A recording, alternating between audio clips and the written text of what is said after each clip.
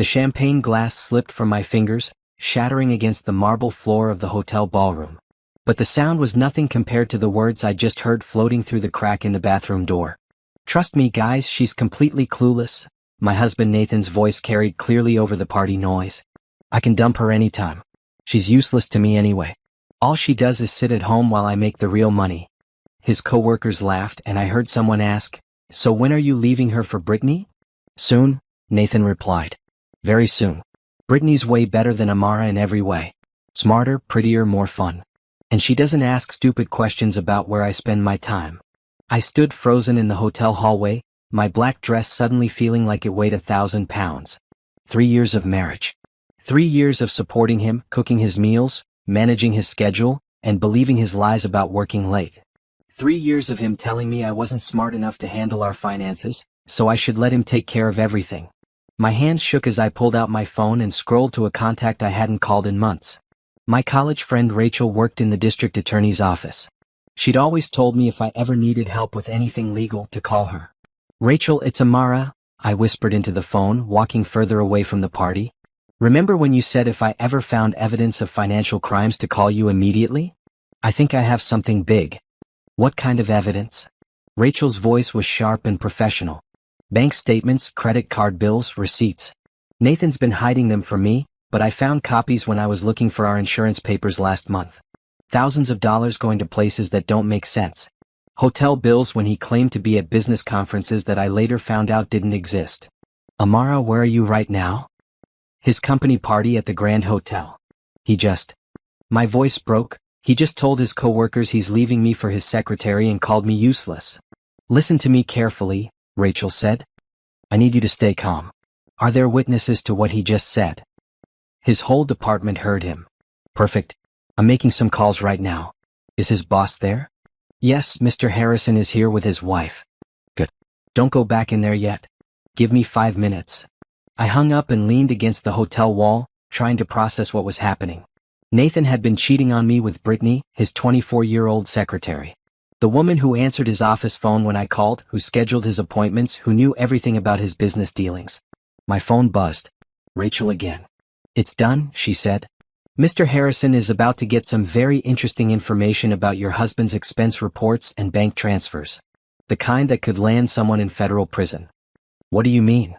"Those hotel bills and mysterious transactions you found? They match exactly with evidence we've been building in an embezzlement case. Nathan's been stealing from his company for months and we've been watching him." I felt like I couldn't breathe. "He's been stealing?" "We estimate around $200,000 so far. Money that should have gone to employee bonuses and company investments. Money he's been using to finance his affair and probably planning to use to start a new life with this Brittany person." Suddenly the ballroom doors burst open. I could see inside as Mr. Harrison stormed across the room, his face red with anger. He grabbed Nathan's arm roughly, pulling him away from his laughing group of co-workers. "What did you do?" Mr. Harrison screamed, his voice carrying over the music and conversation. The entire party went silent, all eyes turning toward them. Nathan's face went white. His mouth opened and closed like a fish out of water. "Sir, I don't understand." "Don't lie to me," Mr. Harrison shouted. "I just got a call from our accounting department. They've been investigating discrepancies in the books, and your name is all over the missing money." I watched from the doorway as Nathan's world collapsed in real time. His co-workers, the same ones who had been laughing with him about dumping his useless wife just minutes ago, now stared at him in shock and disgust. Brittany appeared at Nathan's side, her hand on his arm. "Baby, what's happening?" she asked in her high-pitched voice. "Get away from him." Mr. Harrison yelled at her. "You're fired too. Both of you are finished." Security guards appeared as if from nowhere. I realized Rachel must have coordinated this perfectly. As they escorted Nathan and Brittany toward the exit, Nathan's eyes found mine across the crowded room. The look on his face changed from panic to disbelief. He mouthed the word, "How?" but I just stared back at him with no expression at all. "Ma'am?" One of the security guards had approached me. "Are you Mrs. Amara Collins?" "Yes." "The authorities would like to speak with you about your husband's financial activities. They believe you may have been a victim of financial fraud as well." As I followed the guard toward the hotel lobby, I heard the party guests whispering behind me. Words like embezzlement and affair and prison time floated through the air. 3 hours ago, I had been the naive wife who didn't understand business. Now I was the key witness in a federal crime case. 3 hours ago, Nathan thought he could dump me whenever he wanted because I was useless to him. He was about to find out just how useful I could be to the prosecutors who were going to put him behind bars. The police station was nothing like what I'd seen in movies. The fluorescent lights were harsh and bright, making everything look cold and sterile. Detective Morrison, a woman about my age with short gray hair, sat across from me at a metal table with a thick folder between us. "Mrs. Collins, I want you to understand that you're not in any trouble," she said gently. "We believe you've been a victim in this case. But we need your help to understand the full scope of your husband's activities." I nodded, still feeling like I was in some kind of dream. 6 hours ago, I'd been getting dressed for a company party. Now I was helping build a criminal case against my own husband. "Can you tell me about your household finances? Who handled the bills, the bank accounts, investment decisions?" "Nathan did everything," I said. "He told me I didn't understand business stuff, that I should focus on keeping the house nice and supporting his career. He said women weren't naturally good with numbers and I should trust him to handle our financial future." Detective Morrison wrote something in her notepad. "Did you ever see bank statements or credit card bills?" "No, everything was paperless. He said it was more environmentally friendly. All the passwords were saved on his computer, and he said there was no need for me to worry about any of it." "What about major purchases? Vacations, jewelry, expensive dinners?" I thought about it carefully. Now that you mention it, there were things that seemed strange. He bought me a very expensive necklace for our anniversary last year, but he seemed nervous about it. He kept asking if I loved it, if it was worth the money. I thought he was just being sweet. "Anything else?" "He took weekend trips that he said were for work, but when I called the office, they didn't know anything about them. And there were charges on our joint credit card for restaurants I'd never been to, flowers I never received. When I asked about them, he said they were business expenses for clients." Detective Morrison slid a stack of papers across the table. "These are bank records we obtained with a warrant. I want you to look at them and tell me what you recognize." My hands trembled as I flipped through the pages. Transaction after transaction for amounts I'd never seen before. Hotels and cities Nathan had never mentioned visiting. Expensive jewelry stores, fancy restaurants, even what looked like rent payments to an apartment complex across town. "I don't understand any of this," I said. "This money was supposed to be going into our savings account for the house we wanted to buy." "Mrs. Collins, your husband has been systematically stealing from his employer and using that money to finance a second life. The apartment rental payments? That's where he's been living with Ms. Brooks, his secretary." The room started spinning. "Living with her? But he comes home every night." "Not every night. According to our surveillance, he's been splitting his time between two households for the past 8 months. The expensive purchases, the hotel stays, the restaurant bills, all of it was being funded by money stolen from Harrison Industries." I stared at the papers, trying to make sense of the numbers. "How much money are we talking about?" "So far, we can prove he stole $247,000. But we think there's more." My stomach dropped. "What happens to me? To our house, our joint accounts?" "That's where it gets complicated," Detective Morrison said. "Some of this stolen money went into your joint accounts. Legally, that makes those accounts part of the criminal proceeds. You'll need a lawyer to help sort out what you can keep." "I can't afford a lawyer. Nathan always said lawyers were too expensive, that we should handle things ourselves." "Mrs. Collins, there are legal aid services that can help you. But first, we need to secure all the evidence we can. Do you have access to his home office, his computer, any filing cabinets?" "Yes, but he always kept that room locked when he wasn't in there." Detective Morrison smiled for the first time since we'd started talking. "Do you know where he keeps the key?" 2 hours later, I was back at the house I'd shared with Nathan for 3 years, but now it felt like a crime scene. Detective Morrison and 2 other officers followed me through the rooms I'd cleaned and decorated, looking at everything like it might be evidence. Nathan's office was exactly as he'd left it that morning. His computer was still on, showing his email inbox. The filing cabinet was unlocked. He must have been in a hurry to get to the party and forgot to secure it. "Jackpot," one of the officers said, pulling out folder after folder of documents. Bank statements, receipts, printed emails, even photos of Nathan and Brittany on trips I'd never known about. As they worked, I walked through our bedroom, our kitchen, our living room. Everything looked the same, but nothing felt real anymore. The expensive coffee maker Nathan had surprised me with last Christmas stolen money. The new furniture in our living room stolen money. Even the flowers he brought me last week were probably paid for with stolen money.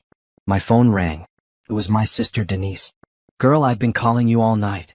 Someone posted on social media that Nathan got arrested at his company party. Please tell me that's not true. I walked out to our back porch away from the police officers. It's true, Denise. It's all true. He's been cheating on me and stealing money from his job. Oh my God, Amara. Are you okay? Do you need me to come over? I don't even know if I'll be able to stay in this house. The detective said some of our money might be considered stolen property. You're coming to stay with me, Denise said firmly. Right now. Pack a bag and come to my house. We'll figure out everything else tomorrow. As I packed my clothes, I could hear the police officers in Nathan's study, talking about evidence and criminal patterns. His whole life had been a lie, and I'd been living inside that lie without knowing it. But the strangest part was how I felt. I'd expected to be devastated, crying, heartbroken. Instead, I felt something I hadn't experienced in years: clarity. For the first time in my marriage, I knew exactly what was really happening. For the first time in 3 years, nobody was lying to me, manipulating me, or treating me like I was too stupid to understand my own life. Nathan thought I was useless to him. He was about to discover just how wrong he was. The phone rang at 6 in the morning. I'd been awake anyway, lying on Denise's guest room bed and staring at the ceiling. When I saw Nathan's name on the screen, my first instinct was to answer it like I always did. Instead, I turned the phone off. Smart girl, Denise said from the doorway, holding 2 cups of coffee. Let him sit in that jail cell and think about what he's done. The local news was already covering the story. Local businessman arrested for embezzling nearly $250,000. The anchor said over a picture of Nathan being led away in handcuffs. Nathan Collins worked for Harrison Industries for 5 years before allegedly stealing company funds to finance an extramarital affair. I turned off the TV. I can't watch this. You don't have to watch it, but you need to face it, Denise said gently. That man destroyed your life, Amara. He lied to you, cheated on you, and stole money while making you feel like you weren't smart enough to handle your own finances. My phone buzzed with a text message. Then another. And another. I turned it back on to find dozens of messages from people I hadn't heard from in months. I saw the news. Are you okay? Girl, I always knew something was wrong with that man. If you need anything, just call. But there were other messages too. From Nathan's family. From his friends. Some of them were supportive, but others made my blood boil. Nathan says this is all a misunderstanding. You need to stand by your husband. Family fights together. Don't let them railroad Nathan. Are you sure you didn't know about the money? Wives usually know when something's wrong. That last message came from Nathan's mother. The woman who'd told me at our wedding that she'd never thought Nathan would find someone suitable to marry. I was about to respond when Denise took the phone from my hands. No, she said. Don't you dare defend yourself to those people. Don't you dare explain anything or justify anything. You are the victim here. At 10 o'clock, I had an appointment with Jennifer Walsh, the lawyer Rachel had recommended.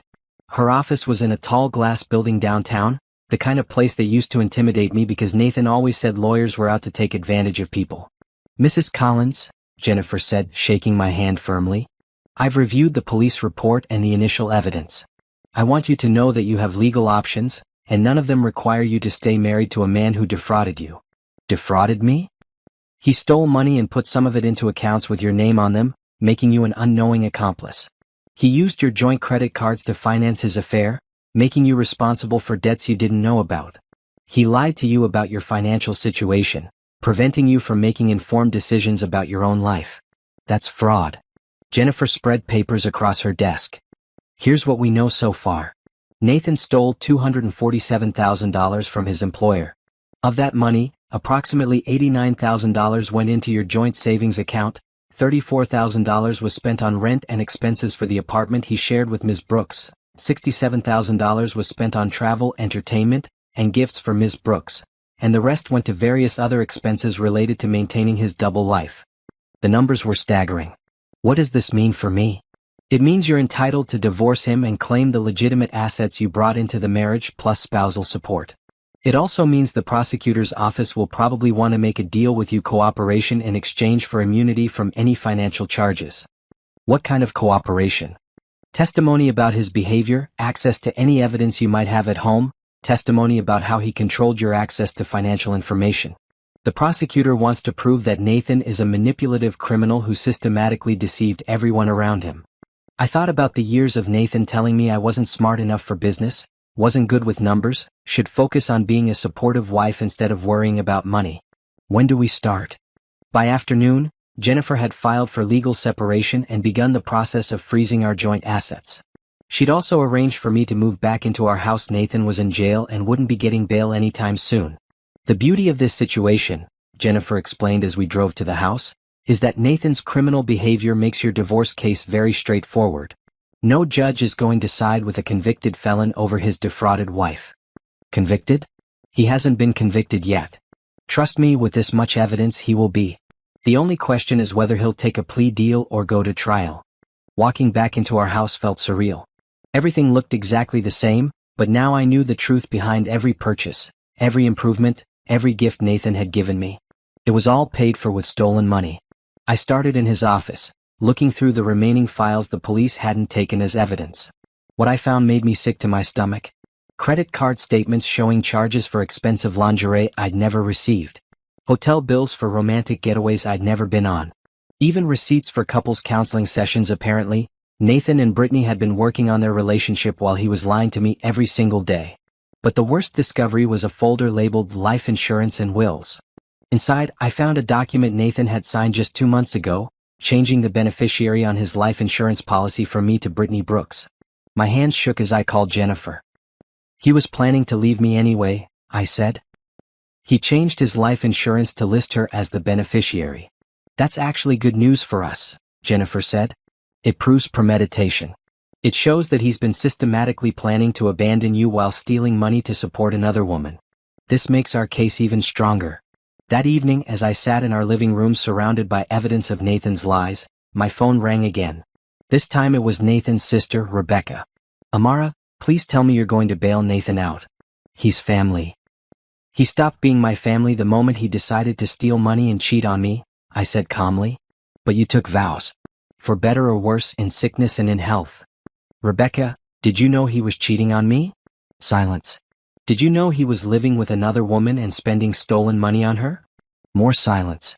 Did you know he changed his life insurance to make her the beneficiary instead of me, his legal wife? Amara, family problems should stay in the family. I hung up the phone and blocked her number. Nathan had built his whole life on lies and manipulation. He'd convinced me I was too stupid to handle money, too naive to understand business, too weak to survive without him.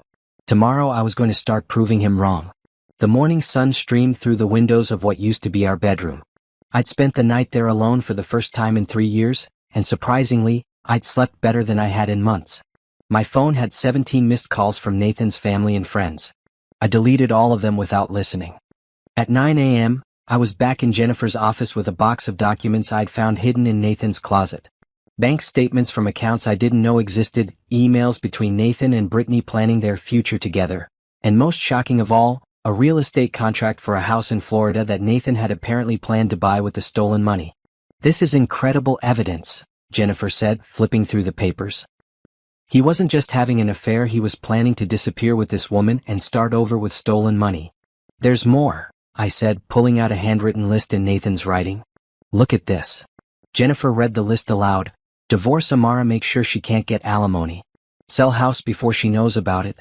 Transfer remaining money to offshore account. Move to Florida with B. Change name if necessary.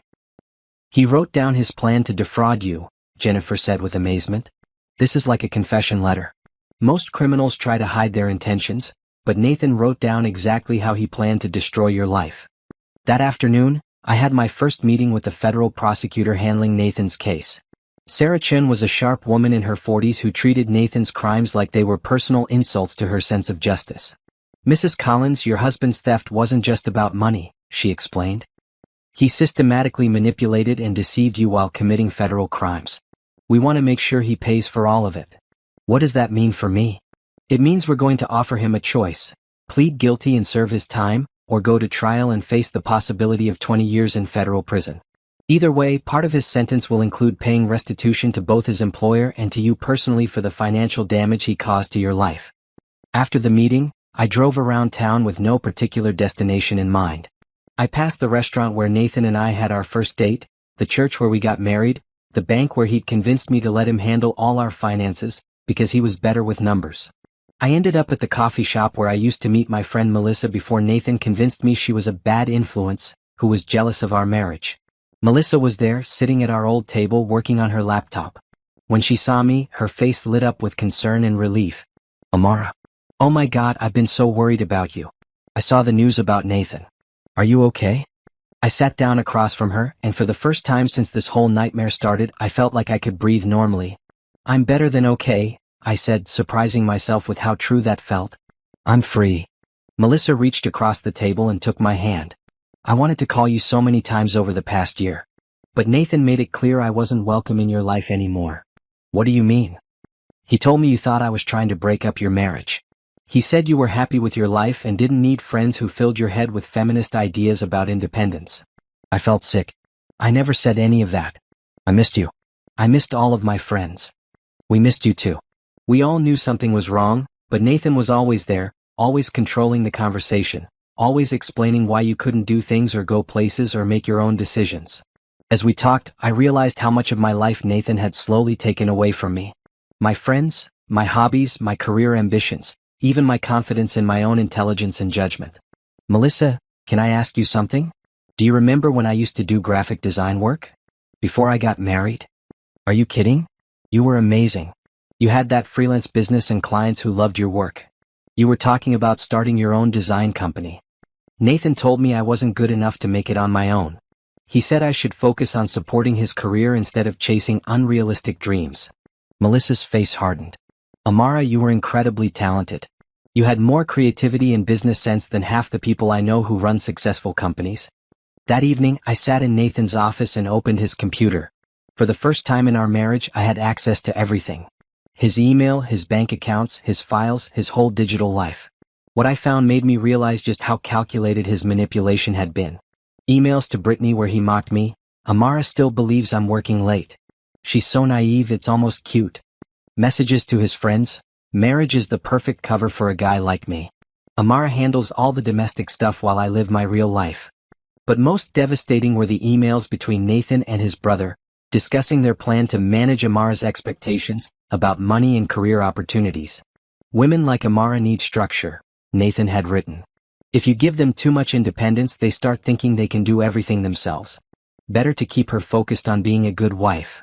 I printed every single email. By the time I went to bed that night, I had created a comprehensive file of Nathan's deception and manipulation. Not just the financial crimes, but the systematic psychological abuse he'd used to control me. Tomorrow I was going to start rebuilding the life he tried to destroy. I was going to prove that everything he'd said about me was a lie. I was going to become the woman I'd always been, before Nathan convinced me I was somebody else. I woke up before my alarm clock for the first time in years. There was something different about today, an energy I hadn't felt since before Nathan convinced me to put my dreams on hold to support his career. My first stop was the storage unit where I'd kept all my graphic design equipment and portfolio samples. Nathan had insisted I store everything there because we needed the space for more important things, but really he just wanted to make sure I couldn't easily access the tools of my trade. Opening that storage unit was like finding buried treasure. My professional camera, my graphics tablet, my portfolio of work from before my marriage, it was all there, waiting for me. Back at the house, I set up a temporary office in the guest bedroom. Within an hour, I had updated my portfolio website and started reaching out to former clients. The response was immediate and overwhelming. "Amara, we wondered what happened to you," wrote Patricia, who owned a small marketing agency. "Are you available for freelance work? We have 3 projects that would be perfect for you. I heard through the grapevine that you might be available again," came another message. "We've been looking for a designer with your style for months." By lunchtime, I had inquiries about 6 different projects and 2 offers for full-time positions. Nathan had told me I wasn't good enough to make it on my own. He'd been lying about that too. At 2 p.m., I had a meeting at Creative Solutions, a design firm downtown that had offered me a position as a senior graphic designer. The salary was more than I'd ever made before, more than Nathan had ever allowed me to think I was worth. "We've been following your work for years," the creative director, James, told me. "We always wondered why you disappeared from the freelance scene." "Personal circumstances," I said diplomatically. "Well, we're thrilled you're available now. When can you start?" "Monday." That evening, I called my sister to share the good news. "Amara, I'm so proud of you," Denise said. "You're like a completely different person than you were a week ago. I'm not different, I realized. I'm just myself again. Meanwhile, Nathan's situation was getting worse by the day. Jennifer called to update me on his legal troubles. He's been denied bail, she said. The judge decided he was a flight risk because of the evidence showing he was planning to flee to Florida. Also, Brittany Brooks has been fired from her job and is facing her own legal troubles for helping Nathan hide the stolen money. Has she tried to contact me? Actually, yes. Her lawyer called my office asking if you'd be willing to testify on her behalf, to say she was also a victim of Nathan's manipulation. I laughed out loud. She wants me to help her? I told her lawyer that you wouldn't be assisting in her defense in any way. You're the victim here, not her accomplice. Good. What about Nathan? Has he tried to contact me? He's been calling my office daily, begging me to convince you to visit him in jail. He claims he wants to apologize and explain everything. What did you tell him? That you're not interested in his explanations, apologies, or manipulation tactics.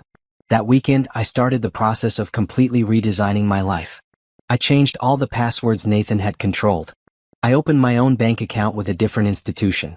I even bought a new phone with a new number that only my trusted friends and family knew. Most importantly, I started planning my future. I created a vision board with pictures of the design studio I wanted to open, the house I wanted to buy with my own money, the trips I wanted to take as an independent woman. Nathan had convinced me I needed him to survive. He was about to discover that the opposite was true. He'd been holding me back from becoming the successful person I was always meant to be. On Sunday, I got a call from Rachel, my friend at the DA's office. Amara, I have some news about Nathan's case. Are you sitting down? What happened?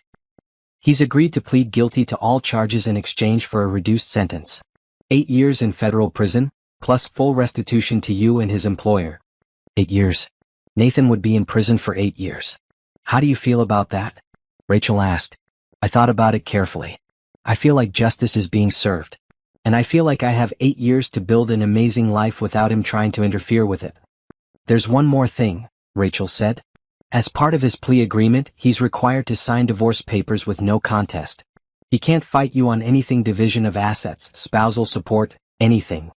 So I'm free. You're completely free. That night, I sat in my backyard and made a list of everything I wanted to accomplish in the next year. Start my design business. Buy a house. Take a vacation to Europe. Learn a new language. Maybe even start dating again when I was ready. Nathan had tried to make me believe I was nothing without him. Instead, he'd given me the chance to prove I was everything without him. The best revenge wasn't anger or hatred. The best revenge was success. The courthouse was busier than I'd expected. Jennifer walked beside me, carrying a briefcase full of evidence that would officially end my marriage to Nathan and secure my financial future. Remember, she said as we climbed the steps, this is just a formality at this point. Nathan already agreed to everything in his plea deal. He can't contest anything. Inside the courtroom, I saw Nathan for the first time since the night of his arrest. He looked smaller somehow, wearing an orange jumpsuit instead of the expensive suits he used to insist on buying with stolen money. When he saw me, he tried to catch my eye, but I looked straight ahead. His lawyer, a tired-looking public defender, shuffled papers nervously. Brittany was nowhere to be seen apparently. She was dealing with her own legal problems and couldn't afford to take time off work to support the man who'd ruined both their lives. Judge Martinez reviewed the divorce settlement with careful attention to detail. Mrs. Collins, she said, according to this agreement, you'll receive the marital home free and clear of any mortgage debt. You'll also receive $150,000 in restitution payments from Mr. Collins' future earnings, to be paid during and after his incarceration. Is this acceptable to you? Yes, Your Honor. Mr. Collins, the judge turned to Nathan. Do you understand that by agreeing to these terms, you're giving up any claim to property acquired during your marriage? This includes the house, the furniture, the vehicles, and any retirement accounts that weren't directly funded by stolen money. Nathan's voice was barely a whisper. Yes, Your Honor. And you understand that you're required to pay spousal support of $2,000 per month for 3 years, beginning immediately upon your release from prison? Yes, Your Honor. Judge Martinez signed the final paperwork with a decisive flourish. This divorce is granted. Mrs. Collins, you're free to resume using your maiden name if you choose, and you have no further legal obligations to Mr. Collins. As we left the courtroom, Nathan called out behind me. Amara, please. Can we just talk for 5 minutes? I kept walking. Amara, I know I made mistakes, but we can work this out. I still love you. Jennifer put her hand on my arm, guiding me toward the exit. Don't engage with him. There's nothing he can say that you need to hear. But Nathan's voice grew more desperate. You don't understand the pressure I was under. The company was demanding impossible results. I only took the money because I was trying to build a future for us. I stopped walking and turned around. For the first time in weeks, I looked directly at my ex-husband. Nathan, I said calmly, you told your coworkers I was useless and you could dump me anytime. You spent months planning to abandon me and start over with another woman. You systematically lied to me about our finances while stealing money to pay for your affair. There is no version of this story where you were protecting me or building a future for us. His face crumpled. But I never meant for it to go this far. I got in over my head and... You wrote down your plan to defraud me, I interrupted. You changed your life insurance to make her the beneficiary instead of me. You convinced me I was too stupid to handle my own money while you were stealing from your employer. Nothing about this was an accident. The courtroom had emptied except for us and the security guards who were waiting to escort Nathan back to jail. His lawyer had already left. Amara, please, Nathan begged. I know I hurt you, but we took vows. For better or worse. In sickness and in health. We can get through this together. Nathan, I said, feeling completely calm for the first time in years, you broke those vows the moment you decided I wasn't worth telling the truth to. You broke them when you chose to steal money instead of talking to me about our financial problems. You broke them when you started living with another woman while lying to my face every single day. But I love you. No, you don't. You loved having someone to control and manipulate. You loved having someone to clean your house and manage your schedule while you lived a secret life. You loved having someone naive enough to believe your lies. But you never loved me, the real me, with my own thoughts and dreams and abilities. Nathan looked like he was about to argue, but I wasn't finished. The woman you thought you married, the weak, dependent, naive woman who needed you to survive, she never existed. You created her by systematically destroying my confidence and isolating me from my friends and career. But that woman is gone now. I'm back to being who I really am. And who is that? Nathan asked bitterly. Someone who's too smart to ever trust you again. The security guard stepped forward, indicating it was time for Nathan to return to his cell. As they led him away, he called over his shoulder one more time. You'll never find anyone who loves you like I do. I almost laughed. Nathan, you're absolutely right. I'll never find anyone who loves me like you do. And that's exactly what I want. Outside the courthouse, Jennifer and I stood on the steps in the afternoon sunshine. How do you feel? She asked. Free, I said. For the first time in years, I feel completely free. My phone buzzed with a text message from my new boss at Creative Solutions. How did everything go at court today? We're all rooting for you here. I typed back, all finished. I'll be in tomorrow morning, ready to start fresh. As Jennifer and I walked toward our cars, she handed me a final folder of paperwork. These are copies of everything for your records, she said. The divorce decree, the restitution order, the restraining order that prevents Nathan from contacting you directly for the next 5 years. Restraining order? Standard procedure in cases involving financial fraud and emotional manipulation, Jennifer explained. The court recognizes that victims of this type of crime need protection from further harassment. That evening, I celebrated my freedom with Denise and Melissa at a restaurant Nathan had always said was too expensive for people like us. We ordered the most expensive wine on the menu and toasted to new beginnings. To Amara, Melissa raised her glass, who proved that the best revenge is living well. To justice, Denise added. To freedom, I said, clinking my glass against theirs. As we talked and laughed, I realized that Nathan had been right about one thing: I would never find anyone who loved me like he did. I would find someone who loved me better. Someone who respected me enough to tell me the truth. Someone who saw my strength instead of trying to destroy it. But first, I was going to enjoy being single, successful, and completely in control of my own life. The revenge I dreamed of wasn't about making Nathan suffer. It was about proving that everything he believed about me was wrong. The morning news was playing softly in the background as I got ready for another day at Creative Solutions. I'd been there for 2 months now, and my confidence was growing stronger every single day. Nathan Collins was sentenced to 8 years in federal prison for embezzling nearly $250,000 from his former employer, the news anchor announced. Collins must also pay full restitution to both Harrison Industries and his ex-wife. I turned off the TV. I didn't need to hear about Nathan anymore. His legal troubles were behind me, and I was focused on building my future. At work, I was putting the finishing touches on a marketing campaign for a major client when my phone rang. It was Jennifer. Amara, I have some interesting news, she said. Brittany Brooks just called my office. What did she want? She's facing serious financial problems since losing her job and getting blacklisted in the industry. Apparently, no one wants to hire someone who was involved in an embezzlement scheme. She's about to lose her apartment, and her lawyer fees have wiped out her savings. Okay, I said, not sure why Jennifer was telling me this. She wants to meet with you. I almost dropped the phone. She wants to what? She claims she has information that might help you recover more of the stolen money. Her lawyer thinks if she cooperates with you, it might help her case when she goes to trial next month. Jennifer, please tell me you told her no. I told her I'd discuss it with you, but that you were under no obligation to help her in any way. I thought about it for exactly 3 seconds. The answer is no. Absolutely not. I don't want to see her, talk to her, or help her with anything. That's what I hoped you'd say. I'll let her lawyer know. An hour later, my assistant knocked on my office door. Amara? There's a woman here to see you. She says it's personal and urgent. My stomach dropped. What's her name? Brittany Brooks. I took a deep breath. Please tell her I'm busy and ask her to leave. If she refuses, call building security. But 5 minutes later, my assistant was back. She won't leave. She says she'll wait all day if necessary. Security is aware of the situation. I was furious. After everything she'd done helping Nathan steal money, participating in his lies, knowing he was married while she lived with him, now she had the audacity to show up at my workplace? Send her up, I said finally. But ask James to stay nearby in case I need help. Brittany looked terrible. Her hair was unwashed, her clothes were wrinkled, and she had dark circles under her eyes. She was nothing like the polished, confident woman I'd seen hanging on Nathan's arm at company events. Amara, thank you for seeing me, she said, sitting down across from my desk without being invited. I didn't agree to see you, I said coldly. I agreed to tell you to leave my workplace and never contact me again. Please, just 5 minutes.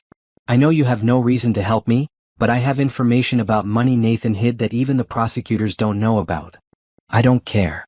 There's $50,000 in a safety deposit box at First National Bank. Nathan opened it under a fake name, but I have the key and the documentation. If you help me with my legal situation, I'll give you everything. I leaned back in my chair and studied her face. She looked desperate, defeated, and completely different from the confident woman who'd thought she was stealing my husband along with his money. Brittany, let me make sure I understand this correctly, I said slowly. You want me, the woman whose husband you helped steal money from, whose marriage you participated in destroying, to help you avoid the consequences of your crimes? It wasn't supposed to happen like this, she said, tears starting to form in her eyes. Nathan told me he was already divorced. He said you two had been separated for months and the paperwork was just taking time to process. That's a lie. I know that now. But at the time I believed him. He was so convincing, so charming. He made me feel like I was the love of his life. The same way he made me feel, right up until I heard him telling his coworkers he could dump me anytime because I was useless to him. Brittany's face went white. He said what? You didn't know?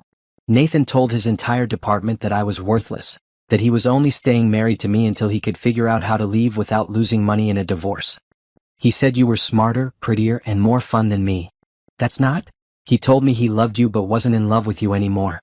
He said you'd grown apart naturally and… Brittany, stop. I held up my hand. I don't care what lies Nathan told you.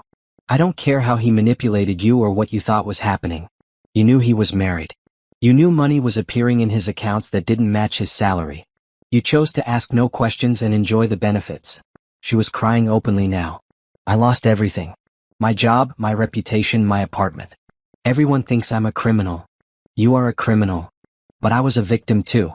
Nathan manipulated me just like he manipulated you. I stood up from my desk. Brittany, there's a very important difference between us. Nathan lied to me, but he never asked me to help him commit crimes. He never asked me to hide stolen money or create fake documents or lie to prosecutors. You made those choices yourself. I was in love with him. So was I. But when I found out what he was really like, I turned him in to the authorities. When you found out what he was really like, you helped him try to get away with it. I walked to my office door and opened it. James? Could you please call security? Ms. Brooks is leaving now. Amara, please? Brittany begged. I have nowhere else to turn. My own family won't speak to me. I have no money, no job, no friends. If I go to prison, I'll have nothing left when I get out. You should have thought about that before you decided to steal money and destroy other people's lives. Security arrived and politely but firmly escorted Brittany out of the building. I watched from my office window as she walked to a beat-up old car that looked like it barely ran. Part of me almost felt sorry for her. Almost.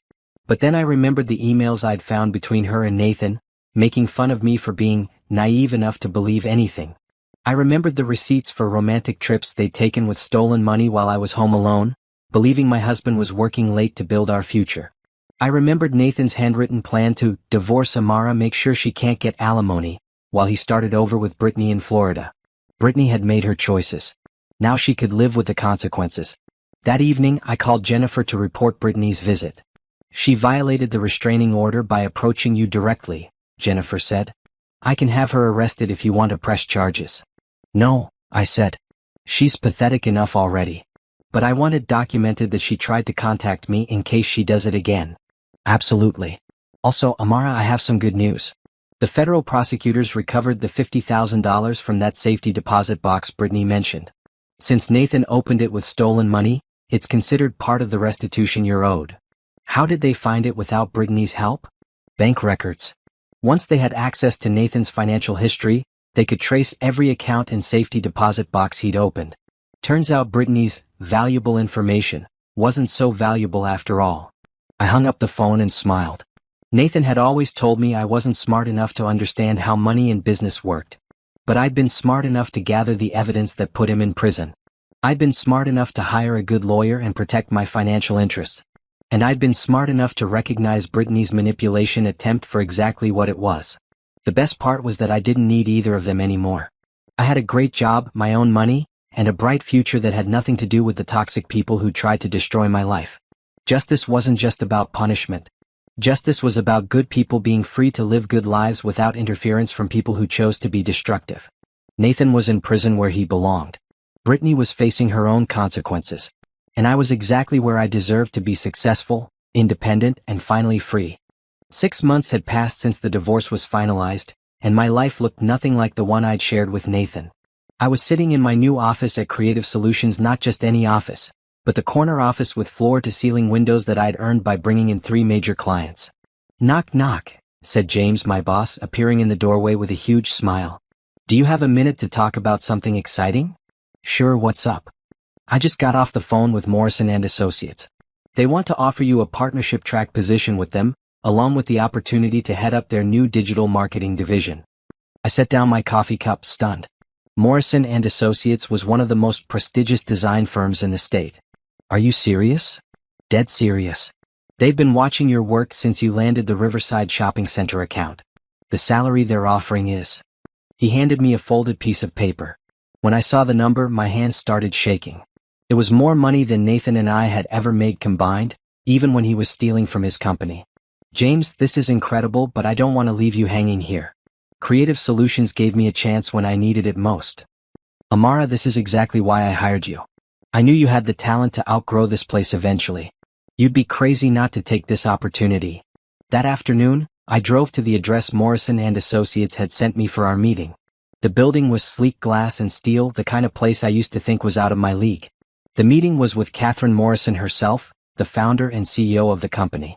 She was a woman in her 50s with silver hair and the kind of confident energy I was still learning to project. Amara, I'm going to be direct with you, she said after we'd exchanged pleasantries.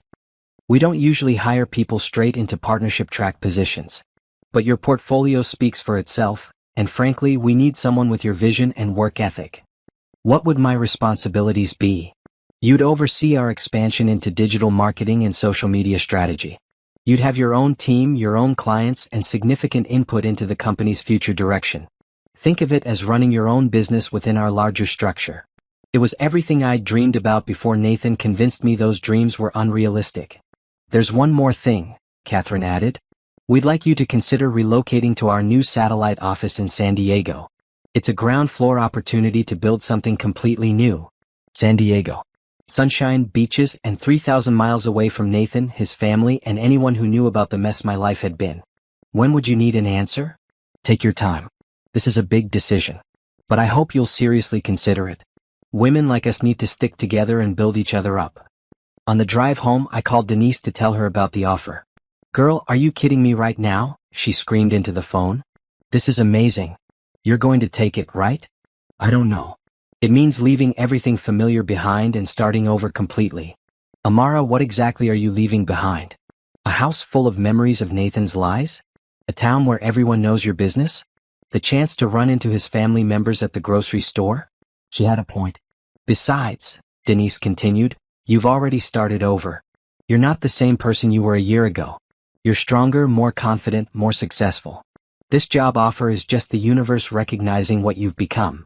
That evening, I sat in my backyard with a glass of wine and my laptop, researching San Diego. Beautiful weather year-round. A thriving arts and business community. Beach access.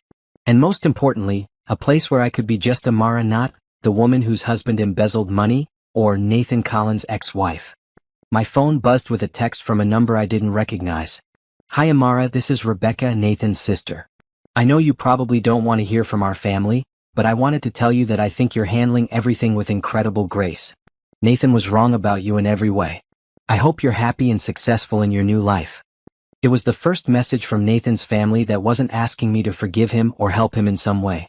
I was so surprised that I actually texted her back. Thank you, Rebecca. That means a lot. She responded immediately. For what it's worth, our whole family knows Nathan destroyed the best thing that ever happened to him. We're all rooting for you. I set the phone aside and looked up at the stars. A year ago, I'd been a woman who thought she wasn't smart enough to handle her own finances, wasn't talented enough to have a real career, wasn't strong enough to survive without a husband who was systematically lying to her.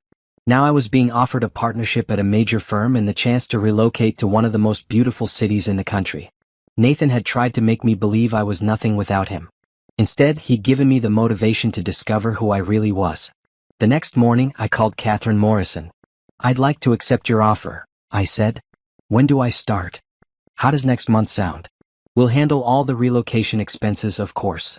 Perfect. And Catherine? Thank you for believing in me. Thank you for proving I was right too. As I hung up the phone, I realized I was smiling so hard my face hurt. For the first time in years, I was excited about my future instead of anxious about it. Nathan was still in prison, serving his time and probably still believing he was the victim of unfair circumstances. Brittany was working at a fast food restaurant, trying to save money for her legal fees. And I was packing for San Diego, getting ready to start the next chapter of a life that was entirely my own creation. The best revenge really was living well. But the best part wasn't the revenge, it was the living. The morning I was scheduled to leave for San Diego, I decided to stop by the coffee shop where Melissa and I used to meet. It felt like the right place to say goodbye to this chapter of my life. The barista, a college student named Tyler who'd been working there since before my marriage fell apart, smiled when he saw me. The usual? He asked. Actually, make it a celebration drink, I said. Whatever's most expensive and delicious. Big day. New job, new city, new life. Good for you. You deserve all the good things. As I waited for my drink, I noticed an older woman sitting alone at a corner table, staring at me with a mix of recognition and uncertainty. When our eyes met, she stood up and walked over. It was Nathan's mother, Patricia. My first instinct was to leave immediately, but something in her expression stopped me. She looked smaller than I remembered, and there was genuine sadness in her eyes. Amara, I'm so sorry to bother you, she said quietly. I know you probably don't want to see anyone from our family. Mrs. Collins, if you're here to ask me to visit Nathan or help him in any way. No, she interrupted. I'm here to apologize. I was so surprised I didn't know what to say. May I sit with you for just a moment? She asked. Please? Against my better judgment, I nodded toward the empty chair across from me. Amara, I need you to know that I was wrong about you, Patricia began. From the very beginning, I was wrong. I thought you weren't good enough for Nathan, that you were too simple, too ordinary for my successful son. She paused, her hands trembling slightly as she wrapped them around her coffee cup. But you weren't the problem. Nathan was. And I should have seen it years ago. Mrs. Collins, you don't need to. Yes, I do, she said firmly. I raised a man who thought he could lie and cheat and steal without consequences. I raised a man who thought women were there to serve him and support him without question. I failed as a mother, and you paid the price for my failure. I could see tears forming in her eyes. I've been thinking about this every day since Nathan was arrested, she continued. All those times you tried to be kind to me, tried to include me in your lives, tried to make our family gatherings pleasant. And I was cold to you because I thought you weren't sophisticated enough for us. Mrs. Collins. Patricia. Please call me Patricia. Patricia, I appreciate you saying this, but Nathan made his own choices. You can't blame yourself for everything he did. But I can blame myself for not seeing what kind of man he really was. And I can blame myself for not appreciating the good woman he married. She reached into her purse and pulled out an envelope. I wanted to give you this, she said, sliding it across the table. It's not much and it doesn't fix anything, but I wanted you to have it. Inside the envelope was a check for $5,000 and a handwritten note that said, "For the fresh start you deserve. I'm proud of the strength you've shown, and I'm sorry it took me so long to see who you really are. Patricia, I can't accept this." Yes, you can. Nathan stole so much from you: money, time, confidence, peace of mind. This doesn't replace any of that, but it's my way of saying that his family doesn't all think you deserved what he did to you. We sat in silence for a moment, and I found myself feeling something I never expected to feel toward Nathan's mother. Genuine warmth. "Can I ask you something?" I said finally. "Of course. Did you know? About the affair, about the stealing?" Patricia closed her eyes. I suspected something was wrong. Nathan was always secretive about money, always had excuses for why you couldn't join us for family trips or expensive dinners. He'd make comments about how you wouldn't understand business discussions or financial planning. But you didn't know he was stealing? No, I didn't know about the criminal activity. But I knew he didn't respect you the way a husband should respect his wife. And I'm ashamed to say that I thought that was normal, that wives were supposed to defer to their husbands in all things. What changed your mind? Seeing how you handled everything after his arrest. The way you rebuilt your life, the way you refused to let him manipulate you even from prison, the way you carried yourself with such dignity through the whole mess. I realized that you weren't the weak woman I'd thought you were. You were the strong woman Nathan had been trying to tear down. Tyler called my name. My coffee was ready. As I got up to collect it, Patricia stood too. "Amara, I know this doesn't change anything and I know you don't owe me anything. But I want you to know that I'm proud of you. And if you ever want to stay in touch, I'd like that very much." "Patricia, can I ask you one more thing?" "Anything. Do you think Nathan will ever understand what he really did? Not just the stealing, but the way he treated me, the way he tried to control and diminish me?" She was quiet for a long moment. "Honestly, I don't think he's capable of that kind of self-reflection. Nathan has always been very good at making himself the victim in every story. Even now, he writes letters to family members complaining about how unfairly he's being treated, how the system is rigged against him." "He doesn't mention me?" "Oh, he mentions you. He talks about how you turned against him when he needed you most. How you chose revenge over love. He still doesn't understand that there was no love left to choose." I nodded. That sounded exactly like Nathan. "But Amara," Patricia continued, "the rest of us understand.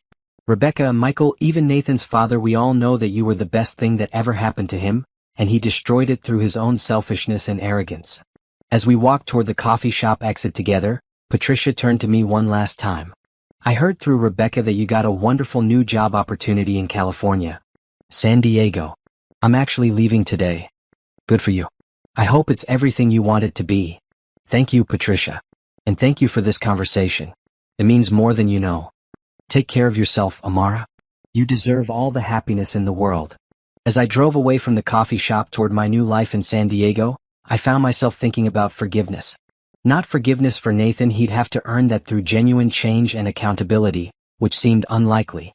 But forgiveness for the people who'd been influenced by his manipulation, who'd believed his version of reality because they trusted him. Patricia's apology didn't erase the years of cold treatment and subtle put-downs.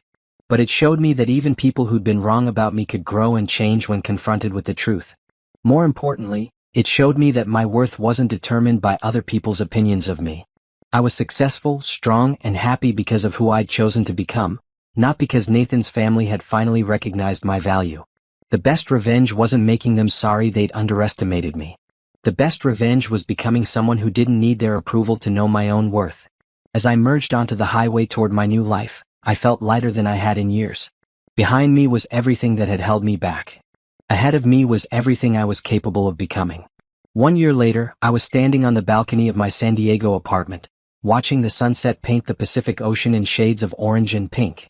My phone buzzed with notifications, congratulatory messages about the feature article in Design Weekly magazine that had just gone live. Rising Star, Amara Johnson's Journey from Victim to Visionary, read the headline, above a photo of me in my new corner office at Morrison & Associates. The article talked about my rapid rise in the company, the innovative campaigns I'd developed, and the new digital marketing division I was building from the ground up. What it didn't mention, because I'd chosen not to discuss it with the reporter, was the divorce, the embezzlement, or the betrayal that had started this journey. I wasn't running from that part of my story anymore, but I wasn't defined by it either. My phone rang. It was Catherine Morrison.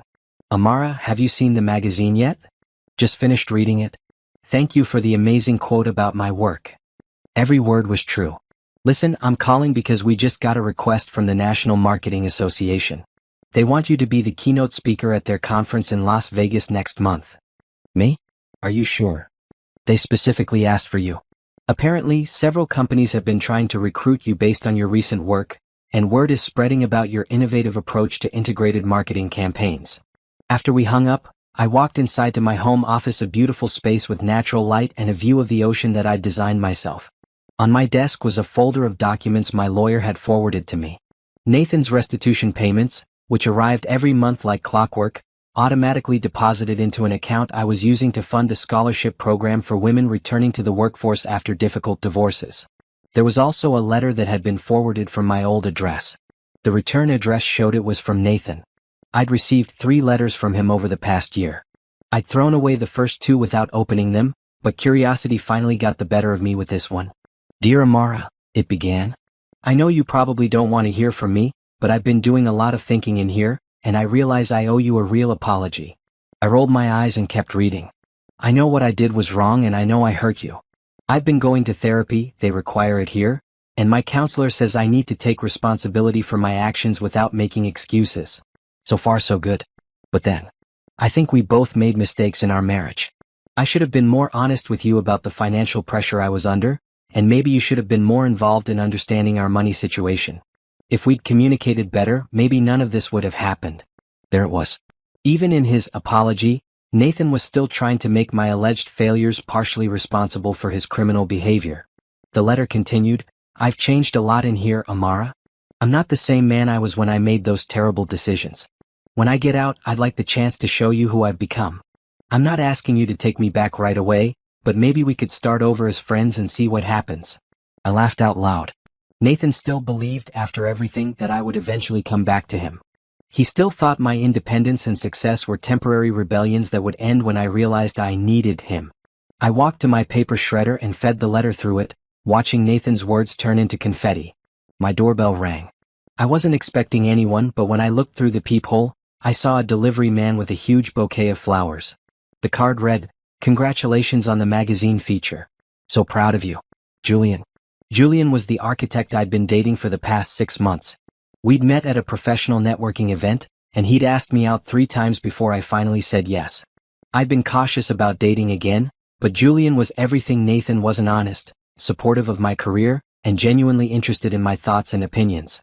He knew about my divorce and Nathan's crimes, but he'd never made me feel like damaged goods or treated me like I needed to be rescued.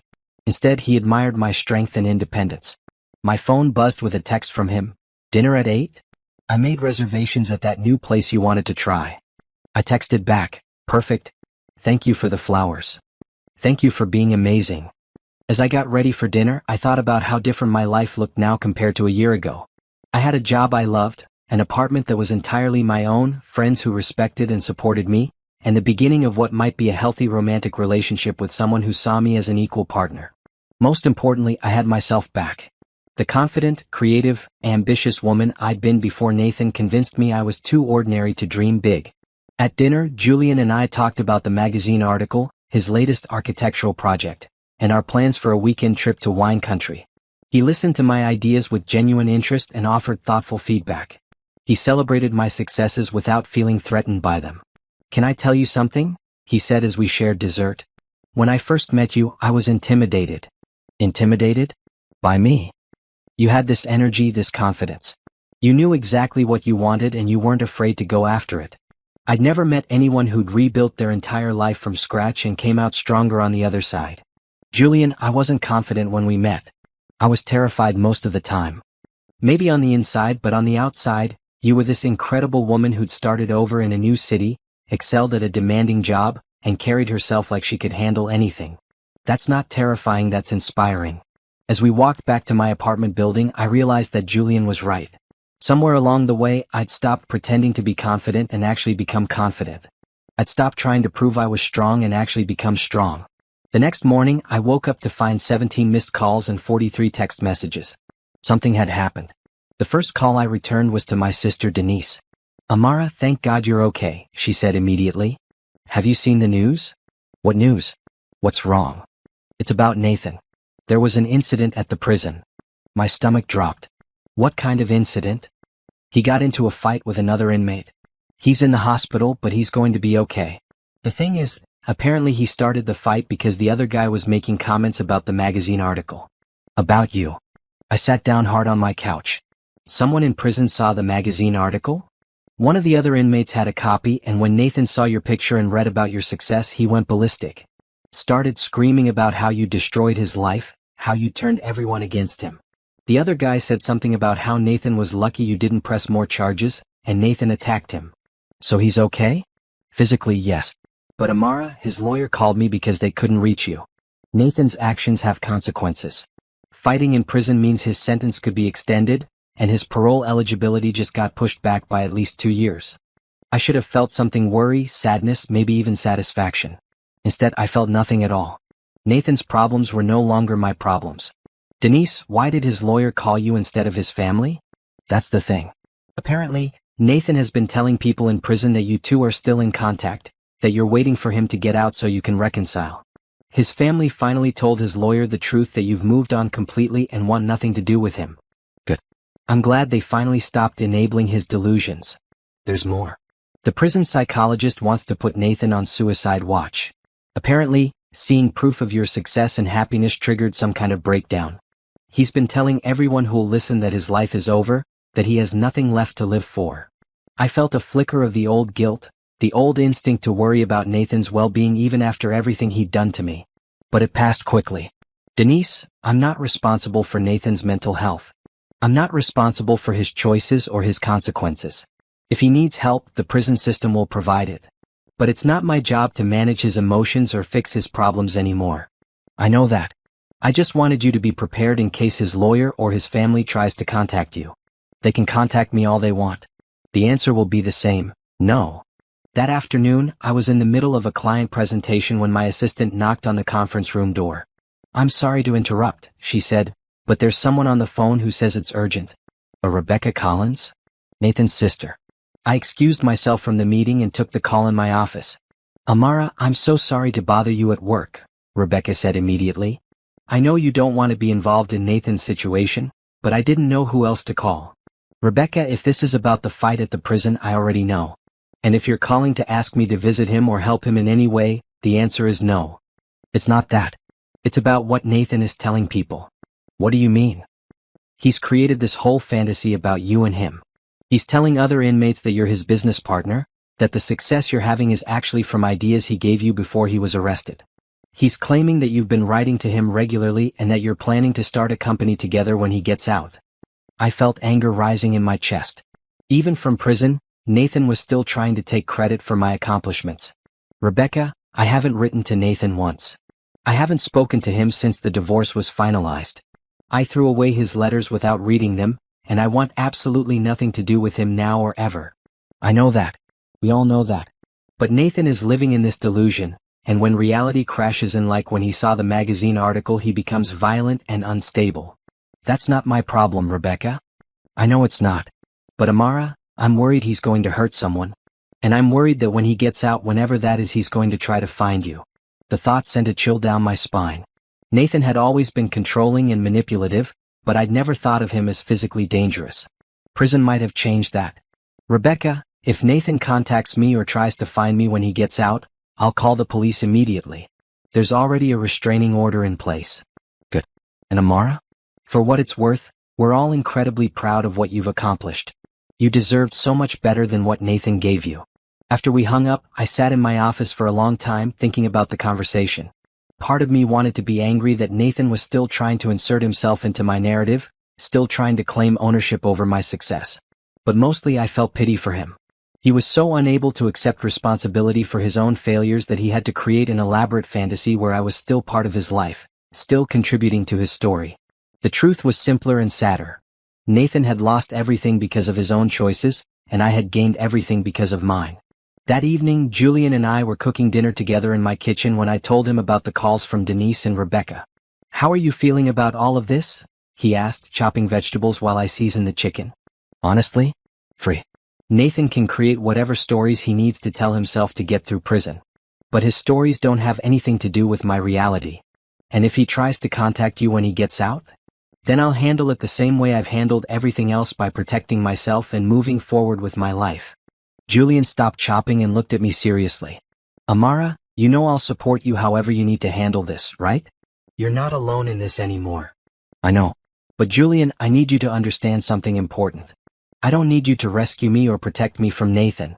I've already rescued myself. I've already protected myself. What I need is a partner who respects that I'm capable of handling my own problems." He smiled and kissed my forehead.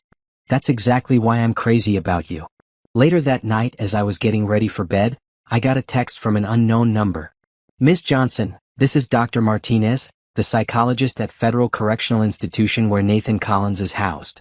I understand you were formerly married to Mr. Collins. He's asked me to contact you regarding his treatment plan. Could you please call me at your earliest convenience?"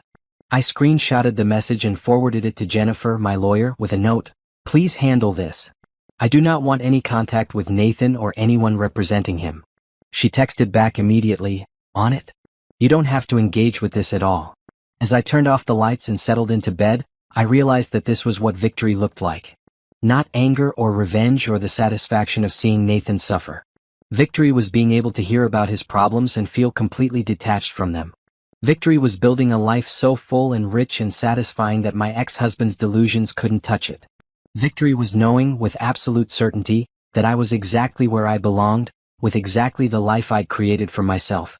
Nathan thought the perfect revenge would be me coming back to him, acknowledging that I couldn't make it without him, admitting that he'd been right about my limitations.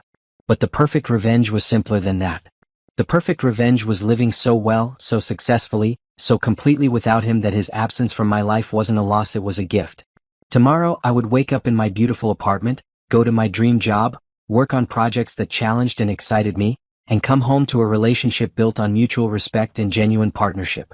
Nathan would wake up in a prison cell, facing additional time for his violent behavior, living in fantasies about a woman who had moved on so completely that his very existence was irrelevant to her happiness. That was the perfect revenge, not needing revenge at all.